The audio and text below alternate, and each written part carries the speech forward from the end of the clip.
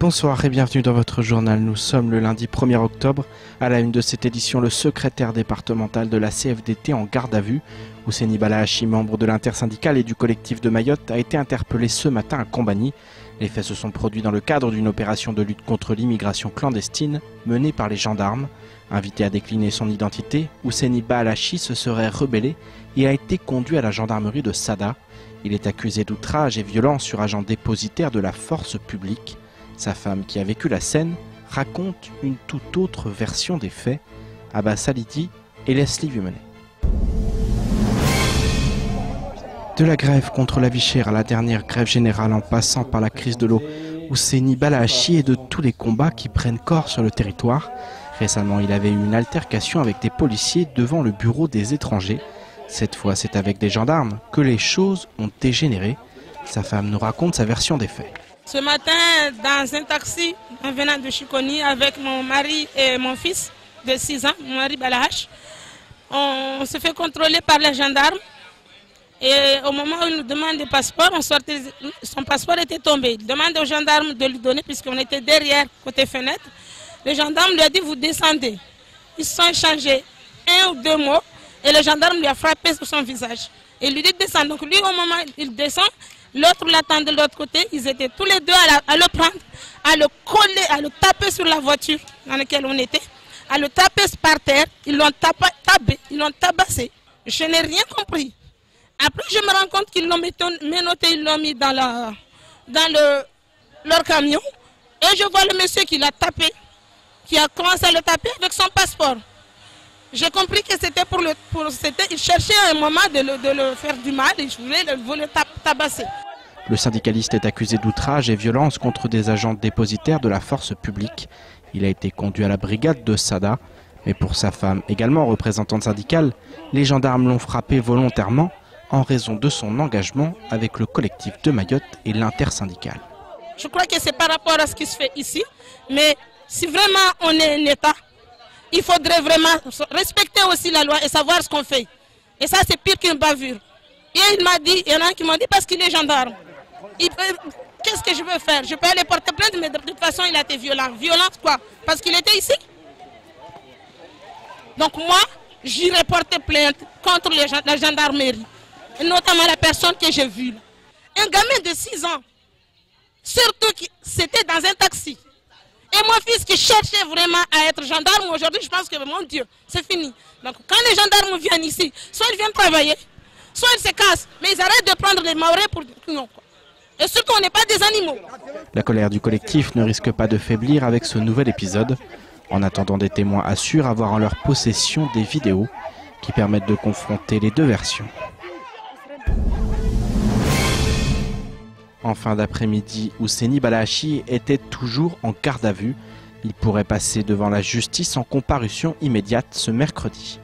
Et tout autre sujet, ce vendredi, le sénateur Tani a fait son bilan annuel de mandature. Cette 7e année en tant que parlementaire a été marquée par l'adoption d'amendements modifiant le droit du sol à Mayotte. Une mesure contestée, notamment par les associations de défense des droits des étrangers.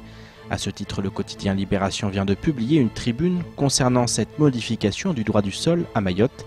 Elle émane de Marjane Gahem, avocate au barreau de Mamoudzou, et Daniel Gros, ancien CPE du lycée de Mamoudzou, référent du collectif des étudiants étrangers de Mayotte. Tous deux se demandent notamment si cette mesure est vraiment républicaine et si, avec de telles adaptations de la loi, Mayotte peut encore se prétendre française. Écoutons la réaction du sénateur lors de la matinale. Le Conseil d'État s'est prononcé, le Parlement a fait son travail. Le président de la République le président de la République oui. a donné son soutien. Le Premier ministre. Et le Premier ministre également. Et le Conseil constitutionnel qui valide le tout.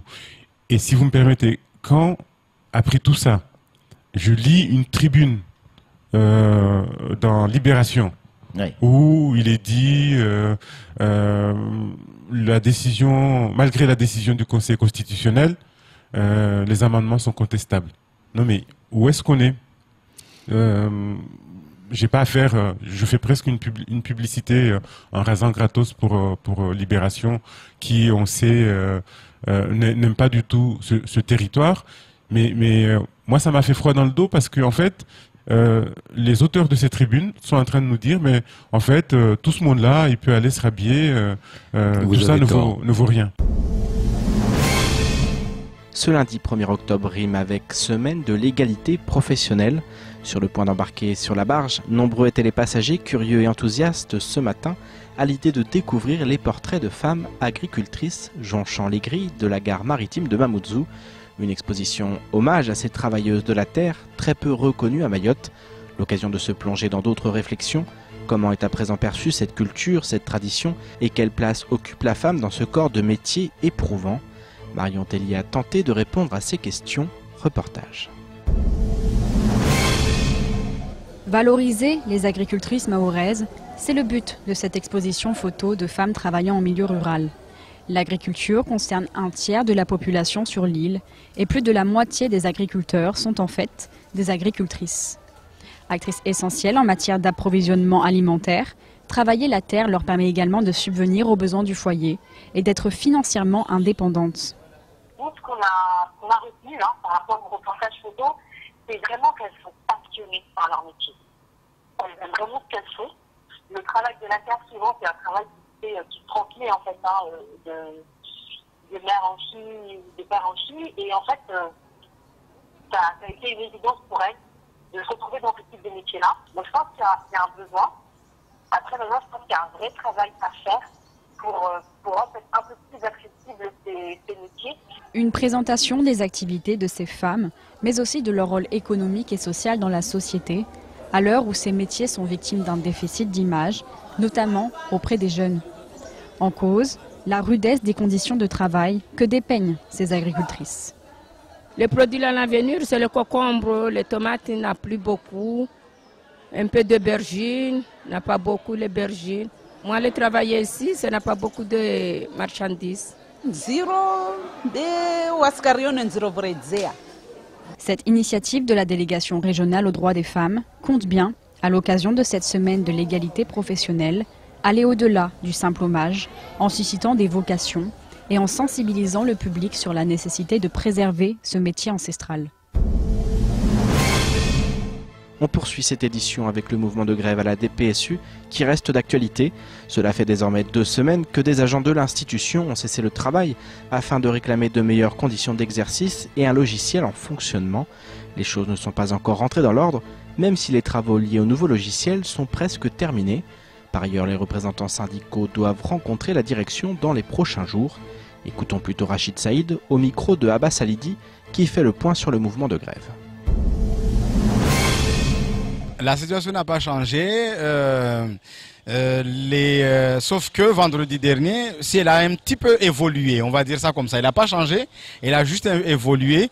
C'est-à-dire que vendredi dernier, donc on a eu les informaticiens, donc qui travaillent sur le logiciel. Donc on a travaillé avec eux. Ils nous ont montré ce qu'ils ont fait jusqu'aujourd'hui. Nous avons constaté par rapport à nos missions, donc il y avait 2-3 choses à régler. Il y avait quelques petites choses à régler. Donc on leur a dit de voir ce qu'ils pouvaient faire. Ils sont partis régler. Normalement, on devait se voir ce matin. Ils ne sont toujours pas là. Deuxième chose, c'est que jeudi prochain, on a obtenu un rendez-vous, donc une réunion de négociation. Donc on verra si tout se passe bien avec les informaticiens. Jeudi, on verra aussi avec l'administration, mais tout ne sera pas bouclé cette semaine, ça c'est sûr, parce qu'on va se revoir avec l'administration ultérieurement pour acter ce qu'on aura discuté jeudi prochain à 9 h. Je vous propose maintenant de faire le tour du reste de l'actualité locale de ce lundi 1er octobre. À l'occasion de la venue du ministre de l'Action et des Comptes publics Gérald Darmanin, la Fédération syndicale unitaire sera en grève le 4 octobre prochain. Avant la journée interprofessionnelle nationale du 9 octobre, la FSU souhaite se faire entendre. La plateforme revendicative comporte 4 points, à savoir tout d'abord la révision des décrets de 2013 afin d'augmenter le montant de l'ISG et indexer les salaires au moins à un niveau égal à celui de la Réunion. Le syndicat souhaite par ailleurs une reprise de l'AGS de l'ensemble des anciens fonctionnaires de Mayotte intégrés dans la fonction publique. La FSU exige en outre le rétablissement des dernières fractions d'indemnité dégressive pour les professeurs arrivés en 2012 et 2013, puis en matière de fiscalité pour placer les indemnités en revenus exceptionnels et abandonner le projet de baisse du plafond sur l'abattement fiscal de 40%. Le syndicat souhaite enfin que le gouvernement adopte un plan de titularisation des contractuels. Mayotte, Guyane, ce n'est pas la douce France dans les DOM. Voici le titre du communiqué envoyé la semaine passée par la Ligue des droits de l'homme. Cette dernière s'insurge face au manque de respect du droit des personnes en Guyane, mais également à Mayotte. La fermeture du bureau des étrangers est en ligne de mire et il est ainsi possible de lire, je cite, « La LDH demande à la préfecture de faire cesser sans délai ces obstructions illégales pour rétablir son libre accès. Elle dénonce les pressions de personnes sur les maires pour interdire les inscriptions scolaires d'enfants de parents étrangers et les menaces physiques contre les représentants des associations de soutien telles la CIMAD. La LDH réaffirme son exigence de l'égalité des droits sur tous les territoires de la République. Après le défenseur des droits, la Ligue des droits de l'homme monte à son tour au créneau pour demander à l'État de déloger le collectif de Mayotte. La semaine passée a été marquée par la 73e session de l'Assemblée générale des Nations unies. À cette occasion, Mayotte s'est invitée aux discussions par le biais du président comorien. Samedi, Azali Assoumani a tenu son discours devant l'ensemble des chefs d'État et de gouvernement du monde. Dans son allocution, il a introduit la question de Mayotte en revenant sur les soulèvements populaires ayant conduit à des expulsions de Comoriens des autres îles établies à Mayotte.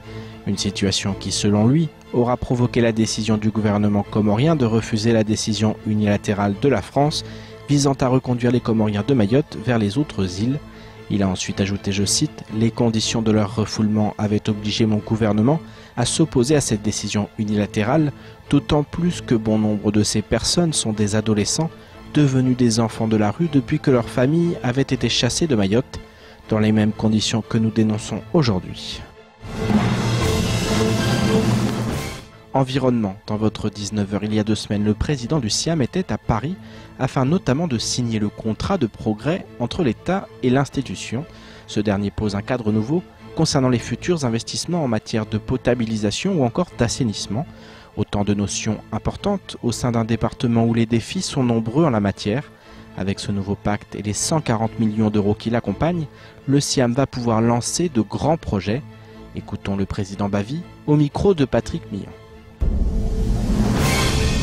Souvent, qu'est-ce qui bloque ici? C'est questions financières, questions foncières, questions ingénierie, questions tout ça. C'est pour cette raison qu'on a regroupé tout ce monde-là pour qu'on puisse réellement résoudre chaque problème, chaque obstacle. C'est-à-dire aujourd'hui, si on n'arrive pas à réaliser ces projets-là, on est impardonnable. On n'a pas d'excuses. On a voulu se lancer dans des grands projets pour Mayotte. Aujourd'hui, l'État nous a compris, nous a suivis. À nous maintenant de travailler correctement et pour réaliser ce projet.